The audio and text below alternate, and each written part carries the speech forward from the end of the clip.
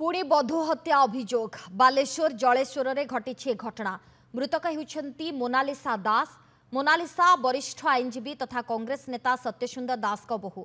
Mona Lisa को सत्यदास का बड़ पुआ सब्यसाची दास विवाह करते। शाशुघर लोकों विरोध में हत्या अभियोग आनी बापघर लोके।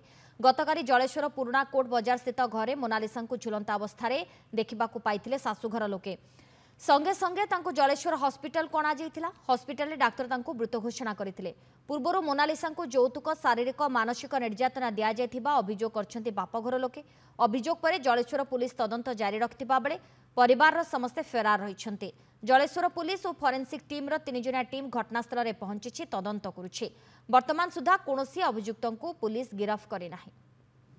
आम कही जे आम किसी यौतुक भाया जिनस देपर ना जी यथासाध्य देकी बाहर करते आज से ग्रुप संगठित भाव में मिसिकी मारिदे मारिदे निजे मार्च मारिकी उल्टा कही दूसरी सुइसाइड कर झी बहुत स्ट्रंग तो टर्चर करते कौन घर को भी छाड़ू नथिले खावा को एमती सब टर्चर करते आज जहाँ शुणिली आम ए बर्तमान पुलिस स्टेशन एफआईआर दिखाई सान ये सी इनक्वारी है आम इन्वेस्टिगेशन है घिनी मेडिकल को मेडिकल घिनला से मरी गले कि मेडिकल खाली ना घिनी आम ये 2टा बेले आसलु शशुर अच्छा कहले रेस्पेक्ट देले जे शुणुंट जे माई बिल्की मौसा अच्छा मौसी अच्छा कि रेस्पेक्ट देले खाଇବା ପିନ୍ଧିବା ଘିନିବା ये सब मानसिक जंत्रणा भणजा छुआ कहते चाकराणी बेले खटौले।